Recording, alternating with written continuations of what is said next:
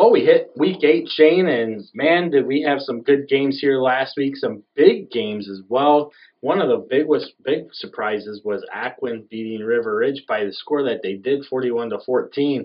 But honestly, I mean, although Aquin controlled some facets of that ball game, you know, River Ridge they were in that game for a good portion of it. They just couldn't get things converted. They had one touchdown called back, another touchdown that was right on the end line. You didn't know what it was. I'm already throwing pens and we're just starting. But at the same token, you know, they were right there knocking on the door, but they got bit by the penalty. They got bit by being on supposed end line, which was hard to tell from my vantage point. Kloss looked like he was in the end zone, but he was in the back part of the end zone. But the back judge said that he was out. So, I mean, it is what it is there. Poor officiating hasn't been anything new this year. Right. Another big one was Dakota Amboy. That was advertised. I mean, I said it last week. Amboy is going, I wouldn't be surprised if it was close. It was very close. Amboy jumped out to that 14-0 lead before Dakota finally took over going into the second half because they were still down 14-7 at halftime. Again, another big game there, though.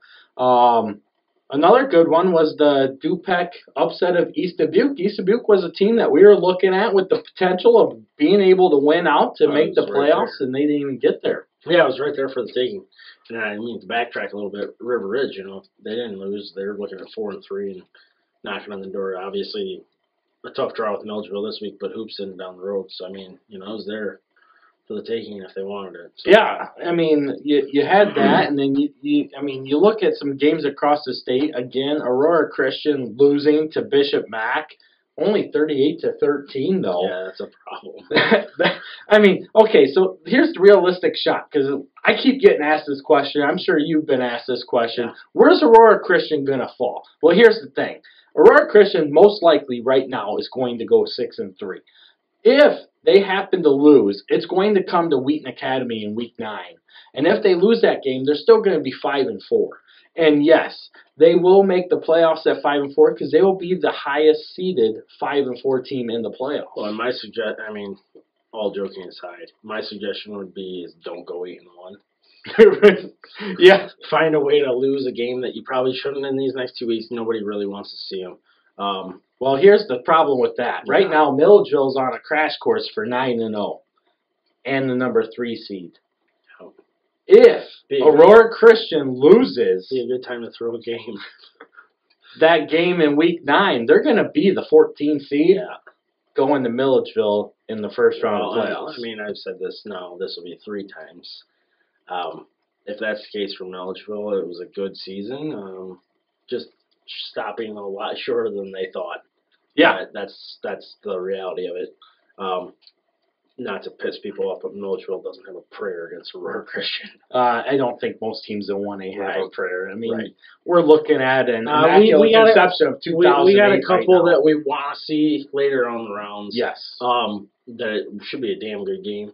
Right. We'll see if it ever happens, though. Well, honestly, I have 2 teams that have a chance of knocking Aurora Christian off, and one's in the north and one's in the south. Right.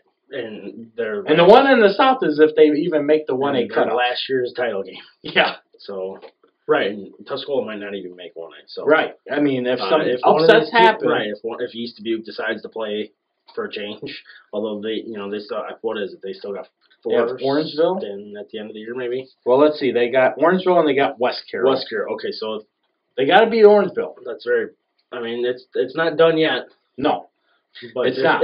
Aquin is the team to watch, though, because if they upset Stockton this week at 5-4, Aquin's definitely in, and then Stockton needs to beat Orangeville in week 9 to get in, because they will not get in at 5-4. Well, that's just it. If those 2 teams make it, you're bumping 2 out. I mean, that's what happened with Dakota in 14, pushed Sterling even to 3A, and EPC won the title in 2A. So that gives you a look at what we're looking at. We'll break down the games right now. All right, we have John Lewis here coming on set for us. John, you're getting ready to hit game number 225 in your career. Consecutive games taken in for Orangeville with East Dubuque this week, and that's dating back to 1995 in the playoff game against Milledgeville, correct? Yes, pouring down rain. That's awesome. So around Orangeville, Mr. Lewis is known as Mr. 200, but now he's getting up to 225, and in a couple of years here, when he gets to 300, we'll have to get Jay Doyle number 300 jersey for you. See what happens. So John's going to come on set tonight. He's going to help us pick some games. He'll give us his input on the game picks that he has. Our first game is going to be AFC at Polo. AFC comes in with an 0-7 mark, where Polo comes in with a 4-3 mark. Last week, AFC lost to Milledgeville 46-6 in a shortened game due to the weather. Ended at the end of 3 quarters. Where Polo lost to Stockton 20-0, and that was a game that was 8-0 at halftime and had to pick up in the second half on Saturday. Last year, Polo won this game, though, 28-14. Shane, I don't see where this game is going to be that close. No, unfortunately for AFC, the season really didn't really start before it ended, unfortunately. Just been some tough times. Really not much to say about AFC this year. Which is a shame, but looking forward a little bit, it's kind of nerve-wracking because they don't really have the numbers going forward that they think. And here we're doing a conference realignment, and we're committing all these teams, and they have not dropped to 8-man. So if you want to get some wins, I don't know where the heck they're going to start coming from. Well, and here's the thing with AFC. Okay, so they thought they were going to have more numbers this year than they did. They're down to 17 numbers right now. Obviously, they've had some injuries. It's been a tough go-around for Coach Winterland. Hopefully, he gets things going in the direction that he wants to. I don't see this season being where he wants it to finish out at. However, on the other side of the ball, Polo, this is a must-win game for Polo. As they come in, they play EPC in Week 9. If they get this win at 5-4 this year, which would be the same record they finished last year, with EPC expected to go 9-0, and even if they were to falter and go 8-1, Polo is going to be in at 5 wins this year. Right. Yeah. I mean, that strength of schedule has really helped Polo with EPC as the crossover, because they sure as heck didn't get much from Edwardsville Lutheran. Oh, gosh, no. But, hey, Edwardsville Lutheran picked them up 2 wins this year. That's more than AFC's picked up Dakota on the Northwest. So, or again, with Du-Pec beating Madison. You never know where those points are going to come for. But, just a touch opposite. Here you're looking at a team that's going 8-man and is going to make the playoffs, and a team that's staying in 11-man football and isn't going to get a win this year. Isn't that something? Possibly even next year. Right. Yeah, it is something. So, who do you got in this one? Polo, no doubt. Polo gets it done, gets to the playoffs in their last year of 11-man. Yeah, I like the Marcos going strong, getting to the playoffs as well. It'll be a great effort for Polo, which is a big football town, always has been. History rich there. They just have never made it to the state title game, but they can get it done and get back into the playoffs in the last year of 11-man before they jump over to the 8-man. River Ridge at Milledgeville, Shane. River Ridge comes in a 3-4 mark as Milledgeville comes in perfect at 7-0. Last week, River Ridge lost that game 41-14 to Aquin, where Milledgeville beat AFC, like we already mentioned, 46-6. Shane, last year this game, Milledgeville won 26-6. It was one of 7 games that River Ridge was actually in during the first half. And right now, at 3-4, River Ridge is clinging to what is their playoff life right now. Yeah, not a lot of hope going into this one if you're outside of River Ridge locker room, really. A lot of people have kind of wrote this game off, but this could be interesting. Be very easily for Milledgeville to overlook this game. And like back to our introduction, Milledgeville's got 2 chances to lose a game here. It wouldn't be a bad idea to do it this week. Well, that's if you anticipate Aurora Christian losing in Week 9 to Wheaton Academy, as we mentioned too. But, I mean, seriously, Milledgeville is kind of quietly undefeated, in my opinion. You're not going to get the recognition because you are in the Upstate. That's just the way that it falls usually. Well, it's not so much that they're in the Upstate, but if you look at the quality of wins, outside of Stockton, I mean, they played Orangeville very close, and I'm not knocking Orangeville down or anything, but they played Orangeville close. You know, they still got to play Aquin yet, which I anticipate that being a close game. But they've won the games that they've needed to win to be exactly where they're at, exactly where we predict them to be at the beginning of the year. The problem is that we also stated at the beginning of the year that there's just so much parity in the conference of the Upstate side. Yeah. I mean, outside of AFC, which AFC is going to finish worse than where we project them to be. But, I mean, and you can throw Warren in there with AFC to a touch, but even Warren's been competitive, very competitive in their games, and that's exactly what Coach Teskey, that's all he asked for out of his kids at the beginning of the year. Let's just be competitive, and they've done that. Oh, yeah. And you look at this game here, you know, yeah, River Ridge got blown out by Orangeville, but that was all the way back in week 2. You look at what they did with Stockton. You know, they played Stockton very close, but then again, Stockton got blown away by Milledgeville back in, what was it, week 4? 3. Week 3, yep. Good job, John. But you take a look at what can transpire in this game, and you could have another close game like you had last year. Yeah, not really, not really a lot separates these teams. No, in my opinion. I mean, the big difference here is going to come on the offensive and defensive lines, and Coach Nicholas knows this. Right. They have to get the play from that line in order to stop Milledgeville's run game, because if they don't, you're going to get a heavy dose of Gusloff up the middle, Ran off tackle, and Boyer on the outside. Yeah. And then you can mix in Jack Munns in there too with the QB option. And although his passing efficiency isn't very great, they can still sneak behind you with their speed. And I mean, Jack can throw the ball. And all it takes is one to land, and it's gone. And then you better hope River Ridge's passing game is effective, because they've really fallen in love with that. So now let's go back and touch on that statement. So here's one of the problems that I see. So against Orangeville, River Ridge basically vacated the run game. Against Aquin last week, they did the same thing. At halftime, they had 6 rushing attempts, and 2 of them were by Spear, the quarterback. Now, I'm not going to sit here and say that what they did was wrong. Part of the problem was the attempts that they tried to get to, Aquin shut it down. Right. And the only option that they had was to throw the ball. So, River Ridge, you're right. They need to be able to pass the ball. Jacob Spear needs to have a big game. The receivers need to be able to call the passes in. They got to be able to catch it and hang on to the ball, because too many times we've seen drop passes. They got to play more physical up front. But I like the missiles in this game. Me too. Me 3.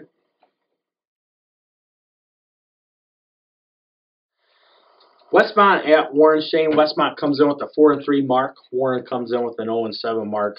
Last week, Westmont beat Westville 34-6, while Warren lost to Lena Winslow 46-0. This is the first time these two teams have ever met. However, the Sentinels come in with an opportunity to become playoff eligible if they win this game. But if you take a look at their schedule, playing Burlington Central in Week 9, despite their 2-5 record, that's going to be a tough game for Westmont to get. Yeah. Because looking at what they have, they're going to have to get to 6 wins to make the playoffs. Yeah, by the time you start clicking buttons and you get 6 teams deep on trying to figure out what Westmont is or what they're going to be facing, good luck. But, I mean, they'll get to 5. At least, I would think so. Although Warren has really showed some life here lately. A lot of people had them dead in the water before they even took the field last week. Well, yeah, definitely. And, I mean, if you take a look, okay, so it was 38-0 in that game. And, you take a look at how many carries Bruce and Ormston had, and they combined for 20, and then you add in Geelan's carries as well, and there's about 34 carries from your starting half-back field. And just running up that score. Yeah, just running it up, getting all them points up there so they can get better seedings, Coach of the Year rankings, and all that stuff. You got to do what you got to do. Jesus. But don't have to worry about that person anymore. Well, you know, in all honesty, Coach Aaron's the last coach that's going Right. to run up a score anyway. We've seen that over the years. There's a reason why he's in the Hall of Fame as well, on top of the fact that he knows what it's like to be humiliated. I mean, it wasn't too long ago he faced an Immaculate Conception team that had 43 points on him at halftime. Well, that was a close game, though. Yeah. Just look online. Just ask everybody. Just ask everybody. So, you know, he's very much aware, and he's one of those coaches. He's always respected everything. I mean, he was very close friends with Coach Jerry Lano over the years, leaned on Lano a lot for information over the years as well. And Lano was one of those coaches that just put everything out there. Anyway, let's get back to Westmont Warren. Westmont and Warren, it could be a good game. I see it originally as being a good game. Yeah. But you look at where Westmont's at, they're a 3A school. Yeah. Warren's a 1A school. Now, one of the things that they do have in common is they both struggle with numbers as well. I mean, I think Westmont's down to 28 players, I believe, is what I heard. It's pretty bad for a 3A school. Yeah, that goes back to why, you know, there's a lot of 3A schools that are in the same boat as Westmont. And yes, the top tier of 3A, if you got a Bishop Mac or IC in there, good night. Yep. The problem is that, you know, your Byrons, your Williamsvilles, and other teams to that echelon, your top 1A and 2A teams can play with them. Point in case, Athens. Athens played with Williamsville already this year. They played with, I mean, they got a little bit smoked last year, but it was still a game. You know, and it's not like they got throttled. It's not like you're talking the old 4A Driscolls of the past. Right. I mean, yeah, we don't have Addison Driscoll coming in here running up the score 48-0 in the first quarter. Right. So, I mean, Westmont's going to be tough for Warren, though. I mean, that's why I got to pick Westmont here. Yeah, I like the Sentinels in this game. John, what do you got? Westmont.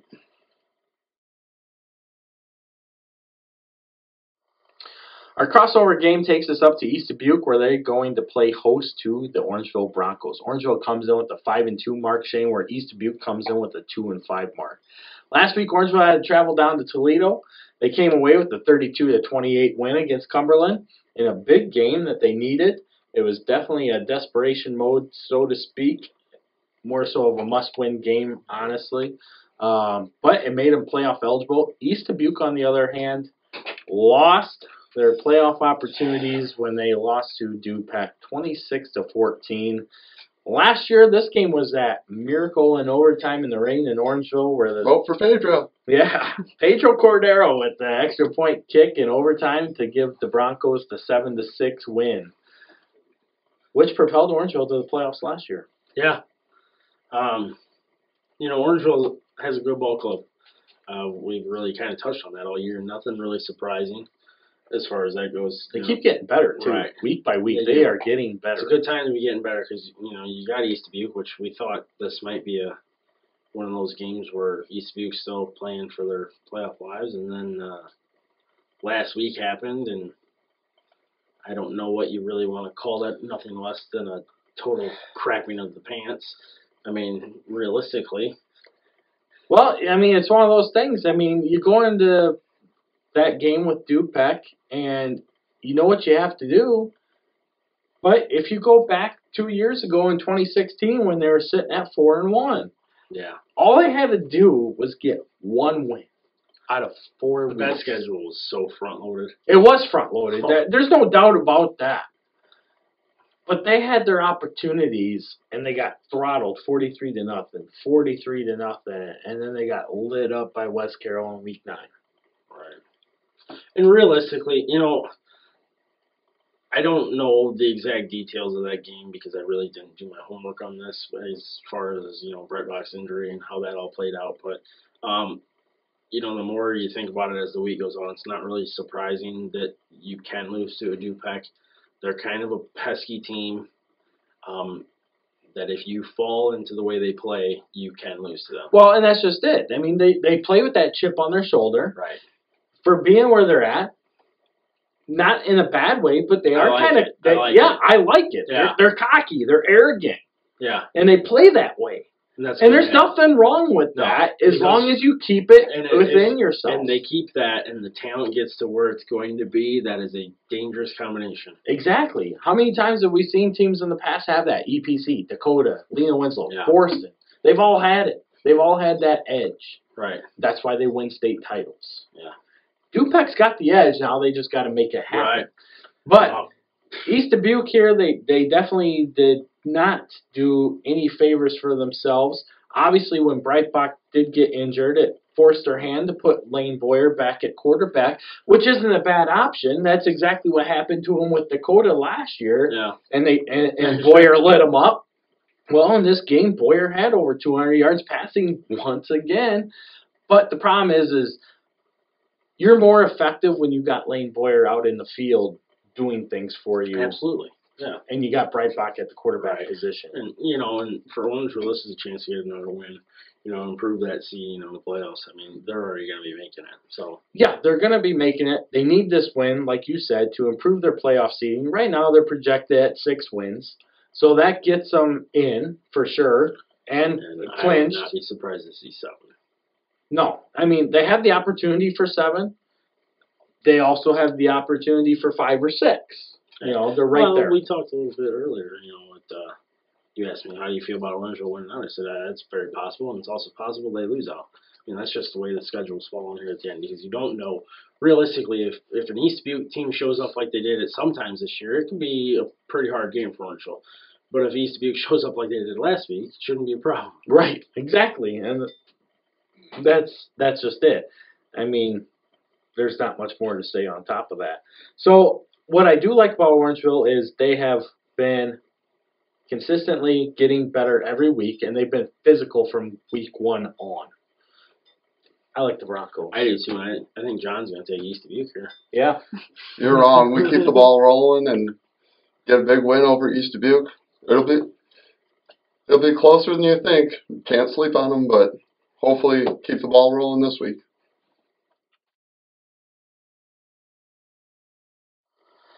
Amboy at Galena, both teams come in with a 2-5 mark. Last week, Amboy lost to Dakota in a thriller, 22-14. Shane, you were there for that one. Rainbow. I got to join you in the second half. That was a great finish to that game. Amboy benefited from about 700 turnovers, it seemed like. 4 lost fumbles. Really kept that game pretty close. Amboy has some weapons, but the field conditions really did slow them down. Definitely. I mean, you take a look at some of those weapons, Mitchell McLaughlin at quarterback, and then, of course, Marcus Wynn at receiver. He was ineffective. It was like he wasn't even there. Right. But, I mean, he had some big plays in that game, but, man. Not like what we're used to seeing. No. And once again, though, Amboy's size is there, and their athleticism is there. Yeah. Why are they sitting at 2-5 is my question. Well, I mean, they played good. They played They played tough. Rails. Yeah. They had them down in the fourth quarter or third. Right. And then you look at a couple more that they just kind of get away from them, realistically. Galena, on the other hand, they got throttled by Forreston, 52-7. That's nothing new with what we've seen out of Galena over the last 3 years. Get 52 overnight. That wasn't a fast 52. No. It was definitely closer in the first half, for sure. I mean, that's probably the closest 52-7 game I've ever heard of. No. I mean, it's still a blowout, but it wasn't there. If this was last year, you'd just chalk it up to Forreston being Forreston. Forreston is just not, they're not what they are. Right. So, but, good chance for Galena to get a win here against Amboy. I don't know that they'll get there. Amboy is actually, in my opinion, a better team playing better ball. Well, and I agree with you there. And if you take a look here, too, over the last 2 years, Amboy's won this game 20-14 both times. In Galena in 2016 and in Amboy last year in 2017. I'd be surprised to see something very similar to that again. No, and I think both teams can definitely play with each other. I mean, with Amboy, we already highlighted some of their players. On the other side, you got Henry Anderson at quarterback, which we've mentioned a lot this year. All right. Good leader, junior quarterback. And then you got other threats with Peyton Bauer in the backfield, and then Connor Einsweiler and Kieran Duplessis and a few others as well. they got things that they can make happen. This is going to be a great game. I mean, if it weren't for a bigger game with more implications, like a conference title, moving forward, this could have been a game that could have been a game of the week type of game. Yeah, I mean, it's there for the taking. Yeah, I mean, this is definitely a game that's going to be fun to watch. Obviously, both teams are already out of the playoffs, so there's no... All that's on the line now is pride. Yeah. How much pride do each of these teams have in wanting to get a win and wanting to put forward their best effort? Oh, how the mighty have fallen. Oh, I know, right? But I like the Clippers. Yeah, I can't go against Amboy here after what I've seen all year. Amboy.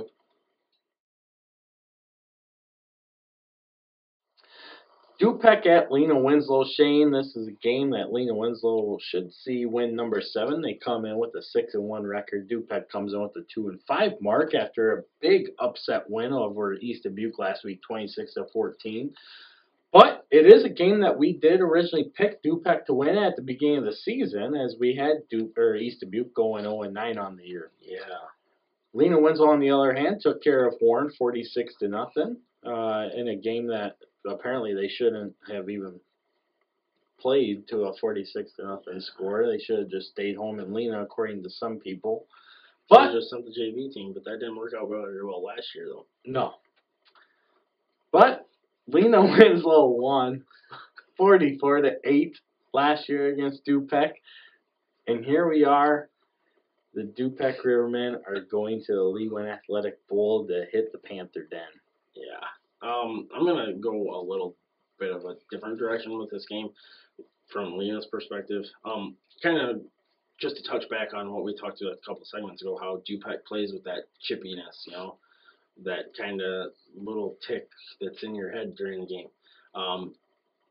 For me, it's more about Lena Winslow staying focused and not getting anybody in trouble for next week against Dakota, because we've seen some extracurriculars within the Lena Winslow football team that you cannot afford to get too unsportsmanlike conduct penalties this week. That's true. I mean, you go back to the EPC game, and some people were, granted, there were probably some things that were happening that were sparking that, but as the general rule goes, the second person's always the one that gets caught. Because I'm going to say this, and have mad respect for Hoffman, what he's doing at Du-Pec. Love the way it's going. But I'm going to guarantee you at some point, a Lena Winslow kid is going to be dropped behind the line with them leading 40-0, and the Du-Pec kid is probably going to say something that is going to set one of their players off, and that's when you've got to keep your cool. Yeah, I definitely agree. And as far as being a trap game, obviously it's going to be a trap game in a different realm. Right. Yeah. Because it's going to be a trap game of, can you keep your cool to play this game without being sparked into making a something happen where you're going to get an unsportsmanlike penalty, and then you're sitting out the next week against Dakota. Right, that's huge. And you know what? Like we talked on the sideline, it's like, man, they're cocky, but I love it. Yeah, I like what they're doing. They are. If you want to be cocky, I'm all for it. You got to back it up. Right, and they will. It's just not going to be this year. Right. But you got to instill that mentality. But man, I tell you what, I love it. I'm all for some I'm telling you what, haymakers and stuff. You know what?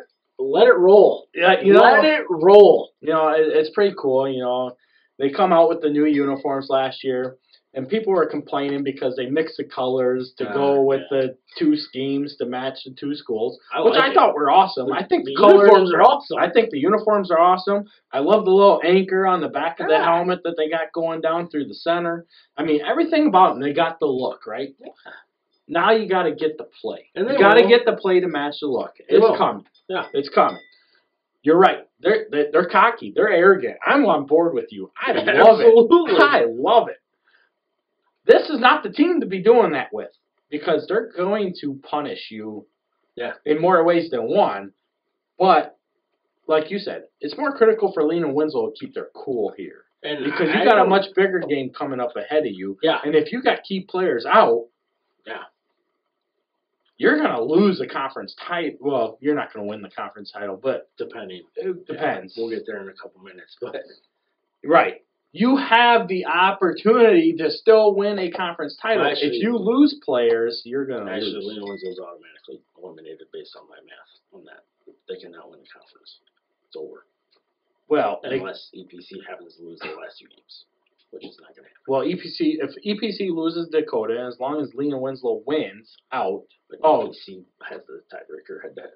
Well, for the conference sake, yeah. So they'd still be the conference representative. Exactly. Anyway, who you got? Galena, of course. Galena. I got the Panthers as well. West Carroll at Forreston. Shane, last year, this game was a big game as both teams came in. I think this was actually slated as one of our games of the week last year. I can't remember. We had 2 big games. Yeah, I think it was. We had 2 big ones, and I know this was one of them. This year, West Carroll comes in with the 2-5 mark, where Forreston comes in with a 5-2 mark. Last week, West Carroll lost to EPC 40-12, where Forreston beat Galena 52-7, as we already stated. Last year, this was a game though that Forreston rolled 44-6, and it was in sloppy weather as well down in Savannah. And it was really an eye-opener for where we felt Forreston was going into the playoffs. Yeah. That was a 2A team that gave the 2A champs all they could handle, and Forreston kind of just threw them to the side like they were nothing. But, this year, it's kind of... Well, there's a reason why I've been stating over the last 3 years where I've felt, and I still feel, and I'm not going to change the way I feel, that the 1A state champion can play with 2A. Can play with the 2A state champions. I don't know anybody in the right mind that's going to disagree with you. But this year you got 2 teams going in different directions. Forreston's kind of quiet. Well, it's the draw of the schedule. They're front loaded, and they did this last year. Forreston's quietly just taking care of business, not getting much attention right now because they're not playing EPC anymore. They're not playing Galena Winslow. They're not playing Dakota. They're quietly, they're handling Aquin, East Dubuque, Galena, West Carroll. They're taking care of business like they should be. Right. So, and now they got West Carroll. Right, and West Carroll's kind of going the other way. They are, but they're still feisty. They're still fighting. And, based on who you talk to, West Carroll couldn't get out of their own way against EPC, from my understanding. I didn't really follow all of it because, the game was broke up over a course of 3 days. Yeah. West Carroll, had the ball how many times in the EPC red zone and just couldn't move the ball anymore. So, those are things that good teams don't do. I'm not saying West Carroll isn't a good team, but they're just not what they used to be. Well, West Carroll's young too. Don't forget that part, because this is a West Carroll team that I can definitely see coming back next year and being a contender in what will be the new Upstate Conference, which will be the South Division. That's for the taking. Right. Another team to watch out for in that new alignment is going to be Aquin too. Yeah. That's just where it's going to be. Right. But this game here, Forreston, like you said, they're definitely quietly taking care of business as expected. Going, originally we had them at 6-3. They upset Dakota, but then they did lose to EPC and Galena Winslow. Now they're setting pace exactly where we're expecting them to finish, which is 7-2, and they're going to get to win number 6 and become a playoff clincher this week. Well, and that's just it. But, and they're again going into the next week. They're at Amboy. That could be a game that you don't want to slip up on. No, you definitely don't want to slip up on it because they're not Amboy a couple of years ago where you just show up and you win. They're going to make you put a game together. Right. They scored 37 on Galena Winslow. I don't care how many of those were second team or what the situation was. That's still a lot of points to be given. Now, here's another thing that I find interesting. I don't have it pulled up anymore, but if Forreston goes 7-2 and Aurora Christian goes 6-3, no, I'm not saying no, it's not going to happen, but you don't want that. Yeah, because right now you're looking at a 7 and 10 we should seed, just, and that's a first round. It's kind of what's going to happen here. It's flip a coin Milledgeville, flip a coin Forreston. Right. Which one's getting them? Yeah. At this point. And that's basically where it's lying. So which NUIC team is going out in the first round? Pick I love them, but yeah. But Forreston here for sure. I love the NUIC too. I like the cards. Forreston.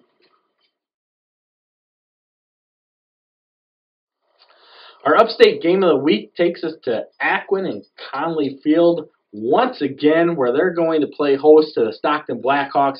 Aquin coming away with that big win against River Ridge last week, 41-14, and Stockton coming away with their two-day affair with Polo, 20-0. Last year, this was a game that Stockton won 16-14, in a game that they had the lead early, 16-0. Aquin came back but fell short, which propelled Stockton to the conference title. And it was also the second straight year that this game featured what would be eventually the conference title game. Yeah, and what a game that wasn't. Yeah, right? I mean, golly. But, whew, fun times had at Blackhawk Stadium or Boyle Field. Or Boyle Field. Whatever the heck it's called. Come on. Yeah, my bad. God forbid I did not keep up. But this week's a lot of drama here. Stockton's looking for that 6th win that they need, and Aquin's looking for that 5th wone that they absolutely have to have to win in the playoffs. Yes.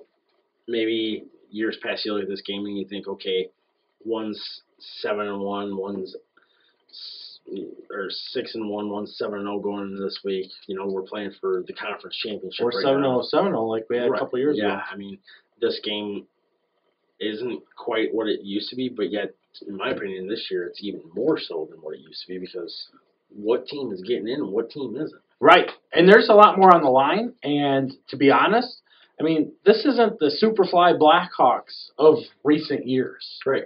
This is a Blackhawks team that is power run dominated by one guy, Colin Dvorak. There you go. We've said it all year. Stop Dvorak, you stop Stockton. Yes, that's right. Stop Dvorak, you stop Stockton. I don't care what Stockton fans come after me for saying that. It's the God's honest truth. There's nothing wrong with that, No. first of all. If I'm Jesse Snyder, I'm running Dvorak 25 plus times a game too. How many times didn't people say last year, you stop Valentine, you stop Lena Winslow? How'd that work? They went 14-0. Right, exactly. You gotta, if you have a horse, you ride that thing until it takes you to the water, or the promised land, or wherever it's going to take you. And then you ride it some more. Exactly. For 40 carries. Stockton goes as far as Dvorak's legs take him. I agree. Period. Aquin, on the other hand, has been nothing but Will Gus. And Will Gus needs to have a big game. Yeah. He's got to have a big game this week. It's time. But his receivers need to have big games too. They've got to get him support, because there's been too many times over the last couple weeks I've seen drop passes that should not be dropped that could help him in big critical situations. And to be honest, I like where Aquin's going.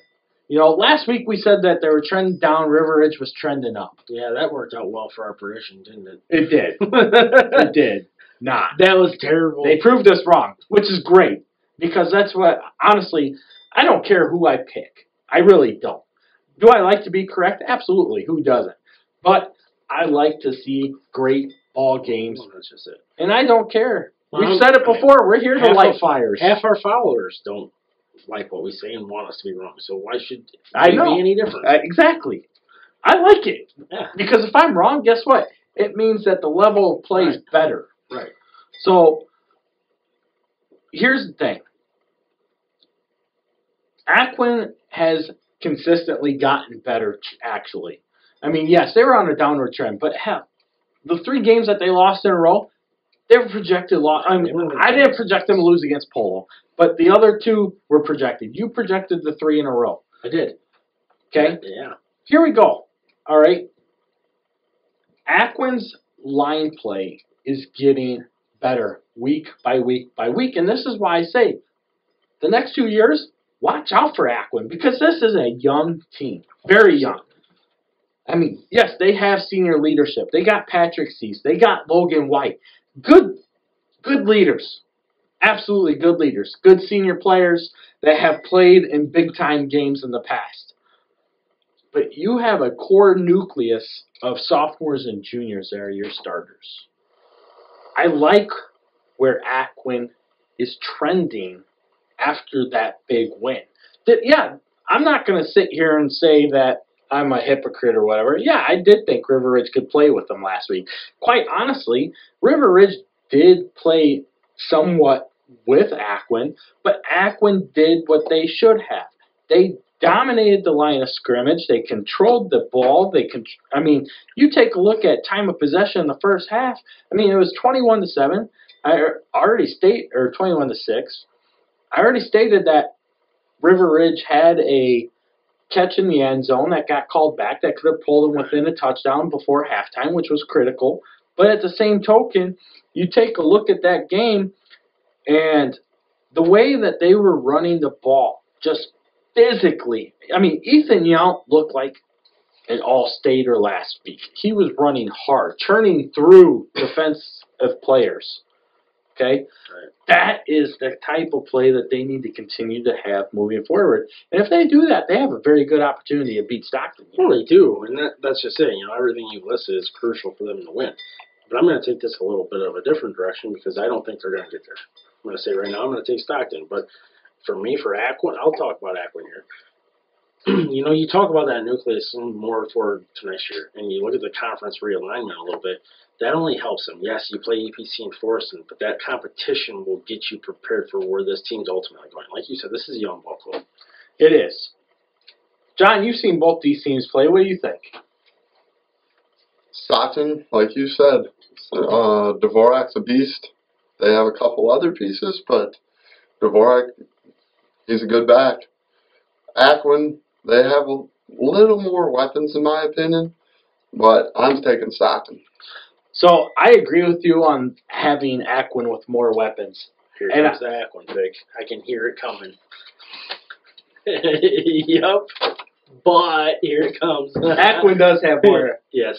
They have more weapons. Right. I don't disagree with that at all. And if they can find a way defensively to stop and contain Dvorak, and now that Chase Rowe is back, as long as they can keep him out of becoming free, I do. I like the Bulldogs in this one. Nailed it.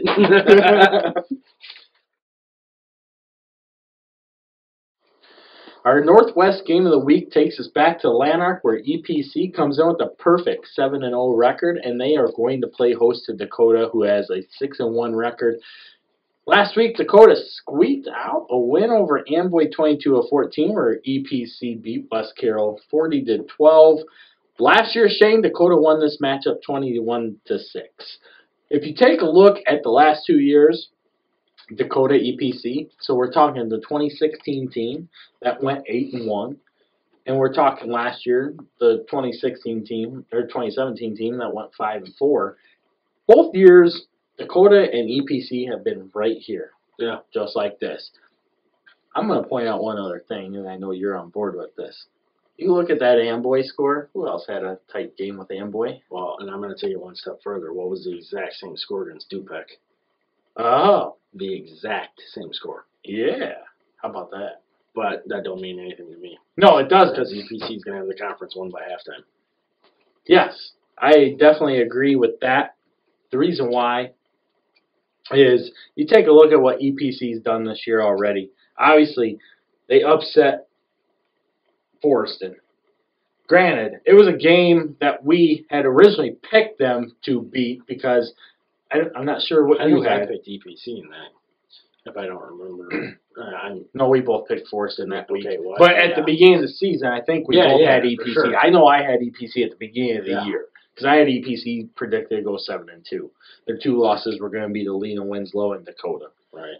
Now, here they are. They're 7-0. They've already beat Lena Winslow. They beat Forreston, and now they have Dakota. Well, I'll tell you another thing that sticks out between these two teams. EPC doesn't play like they're afraid. EPC has heart. They don't play afraid of better competition. They don't fold like children. Like Dakota? Kind of like Dakota did against Forreston. Like, seriously, the defense was non-existent. And that's just a reoccurring theme that we've seen for how long now. Well, anytime Dakota's picked against, like, the defense just doesn't show up, and I don't understand it at all, because the run defense up the middle this year against anybody that can run has been terrible. And I'll say it, their defensive unit against the run is against a good run. I mean, the last good runner they saw was Botcher, and he took them to the house and whiffed them behind the shed. And I fully expect the Keppel boys to just run all over them. Like you say, you take a look at EPC, they come in against Forreston, they're predicted to lose. They came in jacked. And, and they took Forreston, they punched them in the mouth. They come in against Galena, they had that game won before it even played. The first play of the game, Bruce is knocked for -8 yards. That game's over. Yeah, a lot of game left, but seriously, that just set the tone. That's what you need to do. And after Dakota's first 3 and out, and EPC marches down the field and goes up 7-0, lights out, game over, conference won. I guarantee that from the very onset of this game, if Dakota receives the ball, which in my honest opinion, they're going to be better off if they defer. Well, I would hope so. And kick off. Yeah. Because I think that if they start on defense, they'll be in a better position than they start on offense. Because I guarantee you, if they start on offense, I can tell you what's going to happen. They're going to get smacked right off the bat. And they're going to quit. Yes, exactly. Because that's the Dakota we know.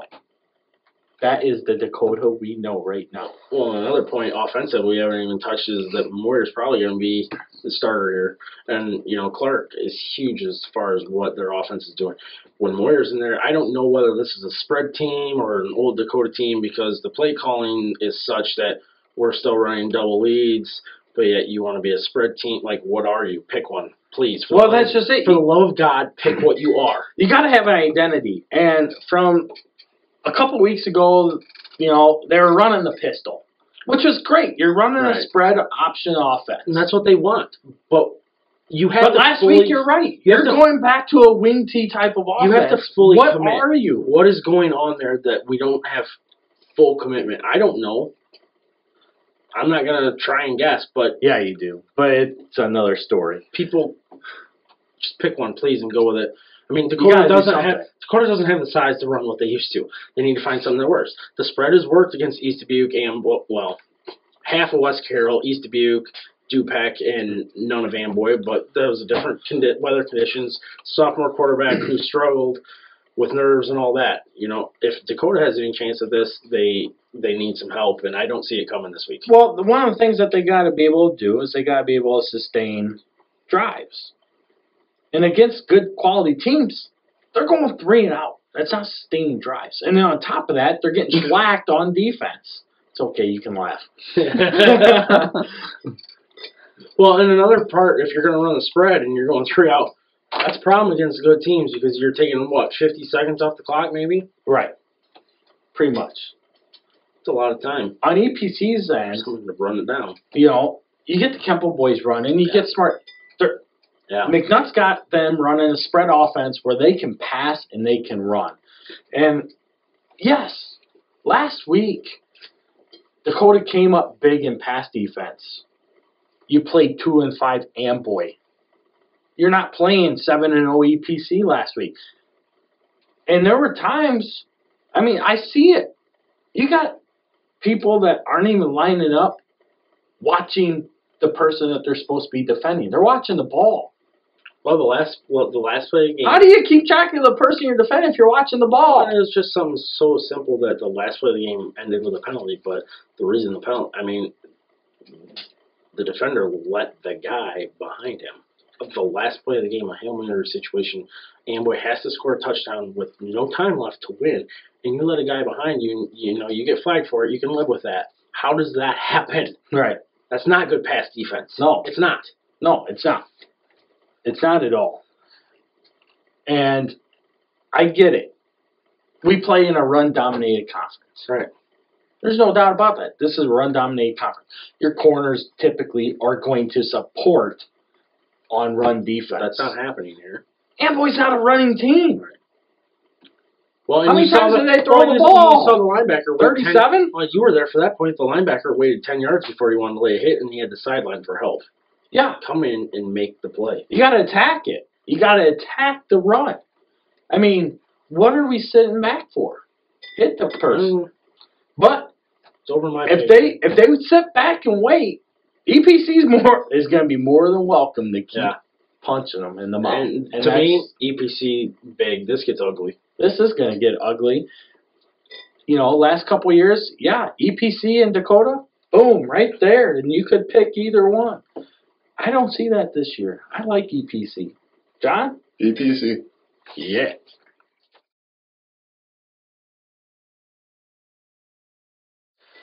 All right, we go on to our Player of the Week segment. And Shane, we had some big Players of the Week last week.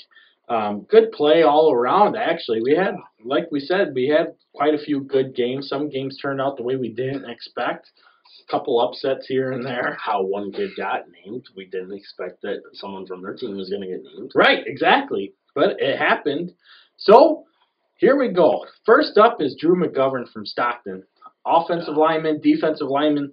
Had a big game, opened up holes as Dvorak ran for, 205 yards. Once again, shocker for 200 yards. Yeah. Anyway, on the defensive side of the ball, though, Drew had a big game, too. 9 tackles, 5 of them were solo. He had 2 sacks, and then he had 3.5 tackles for loss. So, big defensive effort and a shutout win over Polo. Get Stockton at 5-2 mark as well, which is very much needed because, like we stated already, they need 6 wins to make playoffs. Yeah. I mean, his play opened it up for, defensive plays to be made. I mean, you're talking a difference maker right there. Right, exactly. Next up, like you just stated, a team we weren't expecting it to come from, but a very good effort. Caden Manning of Du-Pec, 30 carries for 208 yards, 1 touchdown, and then on the defensive side of the ball, 2 big sacks as well to propel them to an upset win over East Dubuque. Sort of an upset win. Kind of, sort of. I don't know. Yeah. Tough to tell. A win. Yeah. But definitely a win. A great effort. He's been having good games all year, really, but Du-Pec just hasn't quite gotten him, everything that they thought. In our last Player of the Week, we're going to let our guest, John, name him off. Chase Jordan with 7 carries, 129 yards, and a big 81-yard touchdown run. Also had 7 tackles. He's one of 4 big sophomores that have stepped up for Orangeville this year. He Cade Janicki playing a position, offensive line, that he's never played before, and stepping up big. Zach Baker as well, and recently Chase Bowen has been playing big on defense for us. I mean, we wouldn't be 5-2 without those 4 sophomores.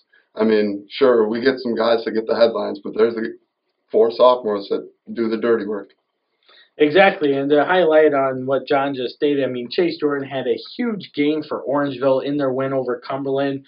His efforts definitely helped open up the run game for Garrett Rodabaugh to get the big yardage and the big scores. And without his efforts in that game, that was a very tough game, a game that we felt that Orangeville needed, and his efforts definitely led the way as far as what Orangeville did to make it happen against Cumberland. So that gives you a look at where we see this week's games. Again, some big games, playoff aspirations on the line. Big game, obviously, in our Northwest and Upstate games of the week with Dakota and EPC. And then you got Aquin and Stockton. The biggest one there being the Aquin-Stockton game. Right. Because one's in, one's probably not going to be. Right, exactly. Especially with the schedules that both of them have. Aquin still having Milledgeville on the schedule. Stockton has to play Orangeville week 9. Right. A game that right now Orangeville is projected to win, but they may not at the same time. Right. I mean, it's one of those things. Stockton's had Orangeville's number the last however many years. Right. And Orangeville still has that mindset that we can't beat Stockton as soon as they see them. We've seen that mindset before. We've seen it a lot. You're shaking your head no, John. What do you think? I think we can take them. It's going to be a tough game like we've had the last couple of weeks, but it'll be a playoff game to go to the playoffs. No, I agree. I definitely agree with you. It's not going to be the runaway that the Stockton and Orangeville matchups have been for the last few And we've years. seen a lot of chatter about that online. Oh, yeah. Already going. It's been a lot of fun. You know, actually. one thing I will say, if you follow us enough, you know that we really do enjoy lighting fires. It really pisses a lot of people off, and I got to tell you, I'm really happy about that. You know, that tells me that people actually care what we have to say, and it's not two bald idiots just talking in the basement, which we happen to be doing right now. Not owned by either one of our mothers, but, you know, realistically, yeah, Carrie's the boss here. We work for Carrie.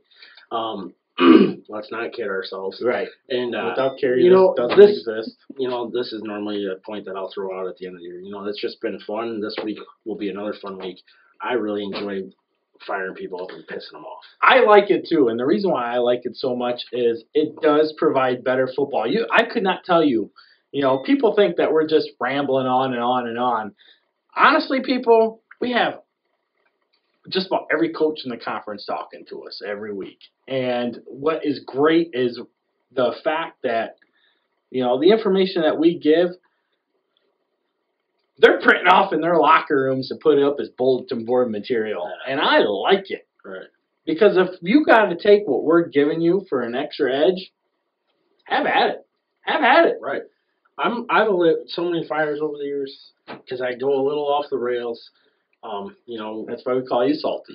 Yeah, I mean that nickname goes back, and you know, thanks Forreston guys. And, but yeah, and you know, and how we don't talk bad about our own school. I think this video is absolutely proven against that. I don't know what else we need to do to get off that one. I know. Wait, you guys did go to Dakota, right? Did we? I don't know. After that last segment, I thought we went to Eastland or Pearl City, but you know, back to the point here. Dress form. It's gonna be a cold one this week. Yes, and like I said, I mean, big games too. I mean, you got big games. Amboy, Galena is another big game. I mean, obviously nothing playoff wise, just pride on the line, but man. You know, it's going to help out the Upstate teams that you play for playoff points and seeding purposes, whoever wins those matchups as well. So there's still something at stake for somebody with those matchups. Yeah. But get out to the games this week. Again, another great week as we approach closer to the playoffs. The playoff picture is starting to get much bigger and brighter, and it's a lot of fun right now. As always, root for the NUIC.